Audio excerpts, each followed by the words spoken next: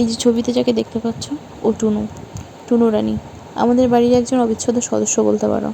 এমনিতে আমার বাড়িতে পশু পাখি রেখে তাদের পালন করা পছন্দ নয়, কারণ কেমন যেন মনে হয় আমাদের অতিরিক্ত আদর তাদের জন্য বিড়ম্বনার কারণ হয়। কিন্তু টুনুকেও না ভালোবেসে উপায় নেই। টুনু কখনোই পশু পাখির মতো চলাফেরা করতো না, ও চলতো মানুষের মতো। আমাদের বাড়ির সবার ওপর একটা রাজ কাজ করতো। আমি যখন বাংলাদেশ যেতাম, দেখতাম আমার ব্যাগগুলোর ফাঁকে একজোড়া চোখ আমার দিকে তাকিয়ে আছে।